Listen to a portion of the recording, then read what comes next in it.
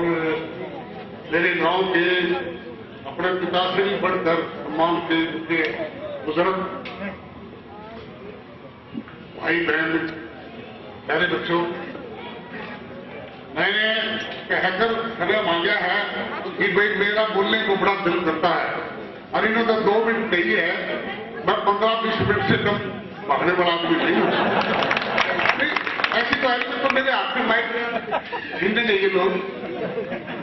अभी ब्रिगेडियर साहब चले गए, वो कोई बात सुनाना चाहता था, मैं रोकना भी चाहता था उनको, लेकिन उनकी मेरी पर्सनल जान पहचान नहीं थी। फिर मैं समझा उसका कोई बहुत जरूरी काम हो, उनको चले तो जाने दो, कोई बात नहीं, लेकिन मेरी बात उन तक पहुंच जाएगी।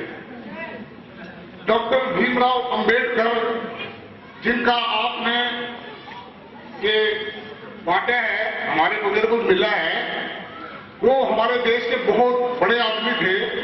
उन्होंने एक स्वप्न देखा था कि हिंदुस्तान के अंदर गरीब लोग हैं ना, उनके पास सभी तरह की फैसिलिटीज होनी चाहिए। अभी जिस आदमी के पास फैसिलिटीज नहीं होंगी वो क्या करेगा? अब कई ऑफिसर साहब ने ये बताया कि बच्चों को अच्छे संस्कार दो, एक ने ये बताया कि बच्चों को पैसा खर्चो। अब बात में 50% घर ऐसे हैं देश के, तो छोड़ो, जिनके पास अपने स्कूल कोई बच्चे के लिए 2000 रुपये बिना खर्च करने के लिए नहीं है, वो अपना गुजारा मुश्किल से कर रहे हैं। वो सवेरे मजदूरी पर जाते हैं, उनका बच्चा जो है ना मेरे सुपुर्द कर दिया, तो सरकारी मास्टर साहब पढ़ा दें, स्कूल पर चला जाएगा वो बच्चा डॉक्टर कैसे बनेगा? अब देखना हमने ऐसे, गांधी जी ने एक बात कही थी, हमारा हिंदुस्तान एक वेलफेयर स्टेट है। मेरे विचार बहुत क्रांतिकारी विचार हैं। जैसे मेरा लड़का माउंट एवरेस्ट पर गया था ना, मैं भी माउंट एवरेस्ट ऊपर चढ़ रहा हूं। बहुत अजीबोगरीब विचार है मेरे, हालांकि हूं मैं आपका ही बच्चा ही। गांधी जी ने एक बात कही थी कि गवर्नमेंट कोई भी स्कीम लागू करती है ना, उस स्कीम का सबसे पहले फायदा सबसे निम्न स्तर के आदमी को होना चाहिए, यानी गरीब से गरीब आदमी को होना चाहिए, जो झोपड़ी में पड़ा है, उसको उस देश की वेलफेयर स्कीम का फायदा होना चाहिए। क्या वो हो रहा है? अब मैं आपको एक बात और बताता हूं, मेरी बातों को बड़े ध्यान से सुनोगे ना, बहुत फायदा हो सकता है, बहुत फायदा होगा। एक अमेरिका देश है, यूनाइटेड स्टेट, सभी लोग उसकी चमची मारते हैं। हमारा हक नहीं मारा, मैं स्टेज पर नहीं कहना चाहता क्योंकि मैं साधारण आदमी हूं, लेकिन सारी दुनिया उसकी चमची मारे है। और वहां के राष्ट्रपति थे जॉर्ज बुश राष्ट्रपति थे। जिस टाइम अमेरिका के ऊपर एक हमला हुआ था, हवाई जहाज ने न्यूयॉर्क के अंदर हमला किया था, 3-4 हजार आदमी मर गए थे, तो उस टाइम वो राष्ट्रपति जी क्या कर रहे थे? उस टाइम राष्ट्रपति जी दूसरी तीसरी के बच्चों की क्लास ले रहे थे, यानी जो ये बच्चे बैठे हैं ना, दूसरी तीसरी के बच्चे, ऐसे ऐसे बच्चों के क्लास ले रहे थे, मतलब मास्टर पढ़ रहे थे। आत्मा का काम था और बोर्ड के ऊपर वो कुछ समझा रहे थे। देखो, अमेरिका का राष्ट्रपति जिसके दूसरे देश जो है जिसके कण धो कर देते हैं, वो बच्चों को पढ़ा रहा है। अच्छा, फिर हमला होने की खबर आ गई तो बाहर के लोगों ने, उनके ऑफिसर ने सोचा राष्ट्रपति को डिस्टर्ब कैसे किया जाए। अब इतना बड़ा हमला हुआ है, अमेरिका के अंदर सिस्टम कुछ अलग है, वहां डिस्टर्ब नहीं किया जाता ऐसे। तो फिर भी उन्होंने सलाह ये बनाई कि इस टाइम अमेरिका के राष्ट्रपति को डिस्टर्ब करना जरूरी है। तो एक आदमी अंदर से गया और अंदर बोला, साहब एक बहुत ही ऐसी बात है जो आपको बताने इस वक्त जरूरी है। ऐसी क्या बात है? अमेरिका के ऊपर हमला हुआ है सर। चलो कोई बात नहीं, मैं अभी देखता हूं। वो आदमी बाहर आ गया, राष्ट्रपति को इंफॉर्मेशन मिल गई। राष्ट्रपति ने यह सोचा कि चांद लगाकर एकदम अगर मैं बाहर जाऊंगा तो इन बच्चों के ऊपर गलत असर पड़ेगा। ये बच्चे ये सोचेंगे ऐसी क्या बात होगी, मास्टर जी पढ़ाते भागते एकदम ऐसी, अपने देसी भाषा में ये सोचेंगे ऐसी क्या बिजली पड़ गई। लेकिन राष्ट्रपति ने उनके मनोविज्ञान को समझा है और लेसन 10 मिनट का लेसन 2 मिनट में पूरा करके आराम से उनको गुड विशेष करके बाहर आए हैं। बाहर आ गए राष्ट्रपति जी। अब मैं आपको यहां का सिस्टम समझाता हूं। अब एक बात बताइए कि अंबेडकर जी ने तो सपना ले लिया कि भाई सभी गरीब जनता का भला हो जाए, कल्याण हो जाए। अब यहां पर जो लोग बैठे हैं सारे लोग यही तो नहीं है। हमारे गांव में तो 20,000 आदमी है, हमारे देश में 130 करोड़ आदमी है, हमारे 50 करोड़ लोग ऐसे हैं जिनके बच्चों को ऊपर 500 रुपये महीना खर्च करने के लिए 500 रुपये। 50 करोड़ लोग ऐसे हैं हिंदुस्तान में जो अपने 2 बच्चों पर 500 रुपये पर बच्चा खर्च नहीं कर सकते। अब मैं ये पूछना चाहता हूं कि वो सपना ले लेगा बच्चा कि भाई मैं भी ब्रिगेडियर बन जाऊं, मैं भी IAS अफसर बन जाऊं, वो सपना कैसे पूरा होगा? फिर वो सपना भी पूरा तो हो सकता है। कैसे? हमारी जो स्टेट है गवर्नमेंट ऑफ इंडिया वो वेलफेयर स्टेट है और उसके अंदर इतना पैसा गवर्नमेंट का आता है गांव के अंदर। अपने बास गांव के अंदर 40 लाख रुपए हर महीने के अंदर आते हैं, 40 लाख रुपए। और राजीव गांधी से लेकर बाद में जो प्राइम मिनिस्टर आए उस 40 लाख की यूटिलाइजेशन का जो अधिकार है ना वो आपके हाथों में है, आपके हाथों में है।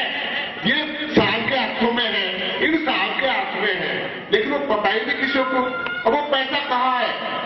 इस स्कूल में भी 10 लाख रुपए आते होंगे, उस स्कूल में भी 10 लाख रुपए आते होंगे, हॉस्पिटल में भी आते हैं, BDO ऑफिस में भी आते हैं, सभी जगह सड़कों का भी आता है, ईंटों का भी आता है। पता नहीं 40 डिपार्टमेंट है, पता नहीं कितना पैसा आता है। क्या वो प्रोग्राम ठीक हो रहा है, नहीं हो रहा? एक साहब ने और कहते हुए सुना मैंने, मैं उनकी बात को अच्छा समझता हूं, लेकिन मैं कहना उचित समझता हूं ताकि अच्छी तरह समझ आ जाए कि कोचिंग दिलाओ बच्चों को। अब एक बात बताइए, जो आदमी एक बच्चे के ऊपर 500 रुपये खर्च नहीं कर सकता और सुबह मजदूरी के लिए जाकर बैठे हैं लाठी मार के पाटे पुटे पार्क में, वो बच्चा कहां से कोचिंग दिलाएगा? अब भारत सरकार की तरफ से विद्यालय खोला गया है और सतपाल साइंस मास्टर को 75,000 रुपये मिलते हैं। मेरी तनख्वाह 75,000 रुपये है और मेरे सुपुर्द कर दिया उसका बच्चा पढ़ा भाई, उसको कोचिंग की कहां जरूरत नहीं बताइए? आप एक बात बताओ, उसको कोचिंग की जरूरत कहां है? उसको कोचिंग की जरूरत कहां है? कोचिंग की जरूरत उसको नहीं है। जब हमारे गांव में 2 MBBS डॉक्टर बैठते हैं और हमें पार्टी में डॉक्टर में हाथी जाना पड़ेगा, तो समझिए ये तो सरकार की कमी तो नहीं है। सरकार तो 50 लाख रुपए देने लग रही है, प्रॉपर यूटिलाइजेशन उसका नहीं है। अब ब्रिगेडियर साहब का नाम मैं फिर लूंगा। ब्रिगेडियर साहब ने यह कहा था कि एक गांव के अंदर पुस्तकालय होना चाहिए, पुस्तकालय होना चाहिए। मैं आपको एक बात बताऊं, हरियाणा के 5-6 हजार स्कूल जितने भी है ना, 5-6 हजार स्कूल, हर स्कूल में पुस्तकालय है और पुस्तकालय का कमरा भी है जिसको वाचनालय बोलते हैं। वाचनालय यानी पढ़ने का कमरा, उसमें 50 बच्चे बैठ कर पढ़ सके। तकरीबन 1,000 स्कूलों के अंदर वाचनालय है और कम से कम भी घड़ी तो क्या कहूं, 1-1 लाख की किताब हर स्कूल में जमा है और सरकार हर साल 10,000 रुपये देती है। लेकिन मेरे ख्याल में आप अपने बच्चों से पूछ के देखना जो स्कूलों में जाते हैं, भाई तुमने कोई लाइब्रेरी किताब पढ़ी है? उन्हें डिजाइन को लाइब्रेरी क्या है, उन्हें लोगों को मेरा पास वाचनालय क्या है? एक बात बताइए, स्पेशल लाइब्रेरी बनाएंगे वो भी अच्छी बात है, उनका कदम बहुत ही सराहनीय है, बहुत अच्छी बात है। हरियाणा के हर स्कूल के अंदर लाइब्रेरी है, हर स्कूल के अंदर 1-1 लाख की किताबें हैं। Utilization is nil. दूसरे नंबर बात, मैं जब यहाँ पे स्टूडेंट था उस टाइम की शिक्षा में बहुत कमी थी उस टाइम की शिक्षा में। लेकिन मैं उस टाइम की कमी क्यों मिटाऊंगा? मैं मास्टर बन गया, बहुत काम चल गया मेरा। हमारे डायरेक्टर मास्टर जी आया करते बडाला गांव के, काफी बुजुर्ग जानते होंगे यहाँ, डायरेक्टर मास्टर जी आया करते, कम से कम मास्टर जुलानी वाला आया करता। हमारे स्कूल में 20 खेल मैंने देखे बच्चा, 20 खेल, hockey, football, volleyball, basketball, badminton, kho kho, javelin throw, 100 throw, discus throw, long jump, high jump, kabaddi. मेरे ख्याल में शायद गवर्नमेंट स्कूल गोइंग बच्चे को आप ये कहोगे डिस्कस थ्रो क्या है, उन्हें दे रहे हैं। अब मैं 1981 से बात करूं, 1981 से 34 साल हो गए, मास्टर का गुरु हूं मैं, मास्टरों का भी 34 साल हो गए। 34 साल में मैंने 15 स्कूल देख लिए। जिस टाइम मेरे को मास्टर पढ़ाया करते ना, सन 1972-73 में, और मैं 20 खेल देखता था। मैं वो 2 खेल भी होते था ना, कितने में बैडमिंटन खेलते देखे। तो वो मेरी कमी तो को नहीं, मैं कोई खिलाने वाला मास्टर नहीं, मैं कोई बड़ा अफसर नहीं हूं, समझिए ना, मैं तो साइंस मास्टर हूं। लेकिन मैंने ना कि इसमें बैडमिंटन देखा, ना हॉकी देखी, ना फुटबॉल देखा, ना कुछ देखा, ना कुछ देखा, ना कुछ देखा। ये बच्चे चैंपियन कहां से बनेंगे? और एक बात, पैसा आता है ऊपर से, पैसा आता है, शकीन है कागज। एक बात समझा, ऐसी मेरी छोटी मोटी बात नहीं है, मतलब मैं दिलेर आदमी हूं। जब मेरा बच्चा माउंट एवरेस्ट पर जा सकता है, और वो माउंट एवरेस्ट पर नहीं, अगर माउंट एवरेस्ट तक ऊंचा की ओर कुंदड़ी पदड़ी हो तो उस पर भी जा सकता है, वो ऐसी बात नहीं है। तो कहीं ना कहीं मेरे से भी दिल होगा, ऐसी बात नहीं है। लेकिन एक बात बताइए कि अब स्कूलों के अंदर कोई खेल ही नहीं है, अब कहां से स्पोर्ट्समैन पैदा होंगे? मेरे बुजुर्गों, बच्चे आपके तभी पढ़ेंगे जब आप बच्चों की तरफ ये ध्यान करोगे कि मेरा बच्चा सरकारी स्कूल में गया है, मास्टर जी ने कोई पढ़ाया नहीं पढ़ाया, इसको बस मेरा चेक भी कर लूं। सरकार ने एक बहुत बड़ा अधिकार दे दिया, राइट टू एजुकेशन। मेरे ख्याल में यहां बैठे 95% लोगों को नहीं मालूम होगा राइट टू एजुकेशन क्या है। राइट टू एजुकेशन एक ऐसा अधिकार है सेंट्रल गवर्नमेंट का, पार्लियामेंट ने पास कर रखे हैं कि अगर इनका बच्चा मेरे पास तीसरी क्लास में आता है और मैंने नहीं सिखाया 2 अक्षर भी, तो राइट टू एजुकेशन प्रयोग करके ये मेरे को टर्मिनेट करवा सकते हैं। और मैंने एक भी धमकी दे दी, मास्टर जी क्या चोट लग गया, मैंने 75 जाते मैं तो इनका घर सामने मिठाई का डब्बा देके जाऊंगा, कहूंगा जी आपके बच्चे मैं रोज पढ़ाऊंगा। क्यों? मैं कायल हूं। जो मुफ्त की तनख्वाह लेता है ना, कायल होता है आदमी। लेकिन हमारे गांव के लोग इतने सजग नहीं है। अब वही एनजीओ पर बात आ गई, मैं उसको फिर उठाऊंगा जिस पर्पज के लिए हमें बुलाया गया है यहाँ पर। अब भाई साहब शर्मा जी नौवीं तक कोई फैल नहीं, उसका भी जिक्र करते हैं। पहली से 9वीं तक कोई फैल नहीं। जनरल बात करना sir, I am taking it only in general, I am taking it only in general. तो मास्टर की बात मैंने अपने ऊपर नहीं है, मैं आपको एक्टिवेट कर रहा हूँ, आपको मोटिवेट कर रहा हूँ। अगर आप थोड़ा बात क्या मतलब है, मेरा चला गया, मुझे क्या लेके जाना है?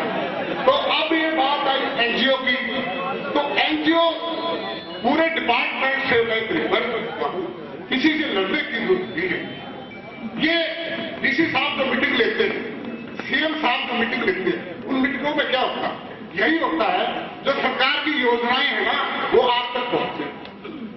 सरकार की योजनाएं आप तक पहुंचनी चाहिए, वही बात लेकर हमारी सरकार ने इतनी बढ़िया बढ़िया योजनाएं दी है, उसका फायदा आपको हो रहा है या नहीं हो रहा है, आप उसको डिटेक्ट करें। हॉस्पिटल के अंदर दवाई मिल रही है या नहीं मिल रही है, बीडीओ ऑफिस में काम हो रहा है या नहीं हो रहा है, पंचायत के अंदर जो पैसा है वो ठीक लग रहे हैं नहीं लग रहा है। अरे आपका अधिकार है मेरे बुजुर्गों को, आप देखो ना, बुरा मानने की जरूरत नहीं है। अरे सबसे पहले तो रूल मेरे ऊपर लागू होगा, मैं तो अभी नौकरी कर रहा हूं, अगर मैं नहीं पढ़ाऊंगा तो मैं पल्ला का टर्मिनेट मैं ही हूंगा भाई, मैं ऐसी बात क्यों कहूंगा? मेरा मतलब कहने का ये है कि मैं पूरे एनजीओ से एक रिक्वेस्ट करता हूं कि जो भी सरकार की शक्ति में है उनको बिल्कुल पूरे स्ट्रांगली जो है उनको इम्प्लीमेंट करवाओ। अगर वो सारी स्ट्रांगली इम्प्लीमेंट होगी तो गांव का सुधार ऑटोमेटिकली होता चला है। बोलना तो मुझे बहुत ज्यादा था, लेकिन मैं क्षमा चाहता हूं क्योंकि समय को होगा बोलना।